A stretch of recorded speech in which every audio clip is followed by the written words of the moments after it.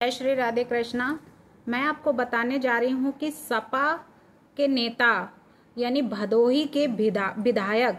उनके घर में उनके ही घर में काम करने वाली एक नाबालिग लड़की का शव मिला, यानी फांसी पर लटका हुआ, वो भी उनके यहाँ सेकंड फ्लोर यानी छत पर वो लड़की फांसी पर लटकी हुई मिली। तो क्या ये एक हत्या है या फिर आत्महत्या है? हत्या यानी 302 है या 07/108 है, यानी अगर वो अनसाउंड माइंड की थी या फिर वो माइनर लड़की थी तो क्या वाकई में उसको किसी ने उकसाया है या फिर उसने खुद सुसाइड किया हुआ है? तो यहाँ पे जिस तरीके से अभी तक अयोध्या में मोहित खान द्वारा रेप किया गया, उसके बाद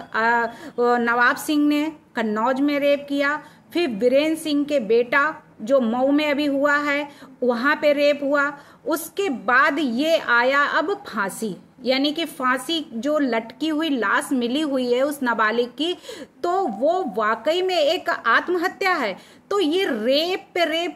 रेप जो है ये सुनकर लोग थक चुके हैं, मीडिया भी न्यूज़ दिखा के परेशान हो चुकी है। लेकिन जो रेप करने वाले हैं, जो इस तरीके का दुष्कर्म कर रहे हैं, वो नहीं थक रहे हैं। उनके अंदर पता नहीं कहां से इतनी पावर आ रही है जो इस तरीके से जो ये रेप पर रेप किए जा रहे हैं। वहीं पे जो एमएलए के घर पर जो वो नाबालिग की लाश लटकी हुई पाई गई है, तो ये वाकई में उसने सुसाइड किया है या फिर उसको लटका दिया गया है? तो क्या वाकई में जो योगी जी ने जो बोला है लाल टोपी वालों का काले कारनामे, तो ये बात वाकई में सत्य साबित हो रही है। सही बात है कि ये लाल टोपी लगाकर जो घूम रहे हैं तो इनके जो कारनामे हैं वो काले हैं, यानी दिन प्रतिदिन इनका काला चिट्ठा जो है वो खुलता जा रहा है और दिन प्रतिदिन इनके जो काले कारनामे हैं वो सामने आते जा रहे हैं, जिसमें वो कितनी भी सफाई दे ले लेकिन उनकी सफाई अब छिप नहीं पा रही है। कहते नहीं है दूध का दूध और पानी का पानी उनका होता जा रहा है। अब उनका जो मुंह है वो बंद होता जा रहा है। अब उनके जवाब जो हैं वो अब दे नहीं पा रहे हैं मीडिया को या समाज को कि उनके जो नेता हैं, विधायक हैं, वो इस तरीके के दुष्कर्म आखिर क्यों कर रहे हैं, उनके पीछे आखिर इनका मकसद क्या है, वो क्या संदेश देना चाहते हैं, क्या मैसेज देना चाहते हैं लड़कियों को, बच्चियों को और या फिर समाज को कि लड़कियां घर से बाहर निकलना बंद कर दें, लड़कियां काम करना बंद कर दें, पढ़ाई करना बंद कर दें, घर के अंदर ही बैठ जाए। तो उनका जो ये मैसेज है वो क्या बहुत बड़े स्तर पर देना चाहते हैं? वहीं पे उस लड़की की जो नाबालिग लड़की जो थी, भदोही के विधायक जो थे, उनके यहाँ जो काम कर रही थी, तो 17 साल की एज बताई जा रही है कि वो 16 या 17 साल के, यानी कि करीबन वो 10 साल से उनके यहाँ 17 साल से नौकरी कर रही थी ये काम। तो इसका मतलब 17 साल की एज के हिसाब से वो 10 साल की एज की होगी तब से उनके यहाँ नौकरी कर रही थी। तो क्या एक विधायक को इतना भी नहीं पता था कि माइनर बच्चों से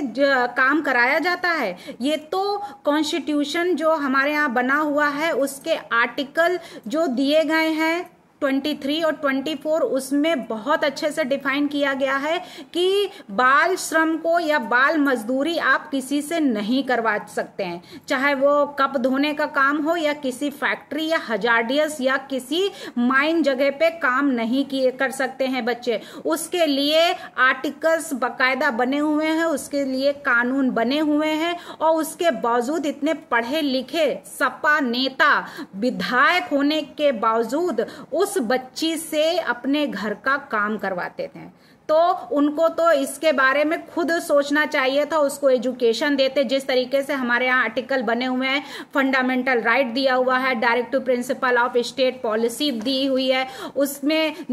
कई रूल उनके बनाए गए हैं और फंडामेंटल राइट दिया गया है, prohibits employment of children act बनाया गया है, वहीं पे उन्होंने ये है राइट्स अगेंस्ट एक्सप्लॉयटेशन बनाया हुआ है। तो कई तरीके के ये आर्टिकल्स बनाए हुए हैं जिसमें फंडामेंटल ड्यूटीज बनाई हुई हैं कि हम किस तरीके से हमारा कर्तव्य बनता है कि हम क्या काम कर सकते हैं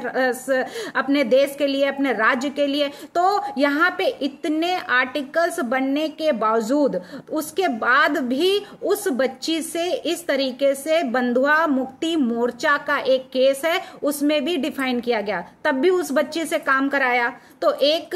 भाई पढ़ा लिखा ना होता, गंवार होता तो एक बार चल जाता कि हाँ उसको नॉलेज नहीं थी, लेकिन एक नेता होने के साथ यानी इतने पढ़े लिखे होने के बावजूद उसको उस लड़की से काम कराया, नाबालिग बच्ची से। तो वहीं पे बंधुआ मुक्ति मोर्चा का एक केस है, बहुत इंपॉर्टेंट केस है, जिसमें वो बात करता है कि अगर कोई बच्चा यानी कि है तो उसकी अगर एज 14 ईयर से कम है तो इस एज के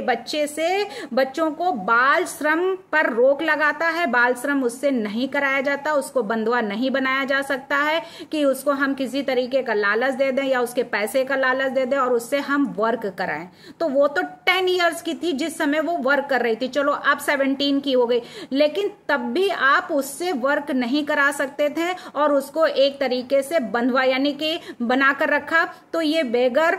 ट्रैफिकिंग ह्यूमन बींग्स और फोर्स लेबर के अंतर्गत आता है कि आप उससे जबरदस्ती इसका मतलब कार्य करा रहे थे और वो तंग आकर या किसी भी बात को लेकर ये सुसाइड कर लिया हो या फिर उसको उकसाया गया हो या फिर उसको स्वयं जो है लटका दिया गया हो। तो इसके पीछे क्या साजिश हो सकती है, क्या हुआ है, तो अब तो ये जो रिपोर्ट आएगी उससे ही पता चलेगा कि आखिर उसके साथ हुआ क्या है। वो भी उस सपा के नेता के घर के ऊपर यानी घर के अंदर ही उसकी डेड बॉडी बरामद की गई है और फांसी पर लटका हुआ, पंखे में फांसी पर लटकी हुई लाश को पाया गया है। तो क्या वाकई में वो लड़की खुद से स्वयं से सुसाइड किया हुआ है या फिर ये मर्डर है कि उसको जो है किसी तरीके से प्रताड़ित कर उसको जो है कि कोई ऐसा कुछ कहा गया हो, उसको दुष्प्रेरित किया गया हो या उकसाया गया हो या फिर कोई और वजह हो सकती है। तो इसके पीछे कोई ना कोई बड़ी साजिश जरूर होगी, अदरवाइज जो है वो इस तरीके से फांसी पर नहीं लटक सकती है कि हाँ कि वो खुद से स्वयं से फांसी पर लटक गई हो। तो इसका जो है राज अब जब वो रिपोर्टें आएंगी, जब वहां पे टेस्टिंग होगी, तब पता लगेगा कि इसके पीछे क्या राज है। धन्यवाद।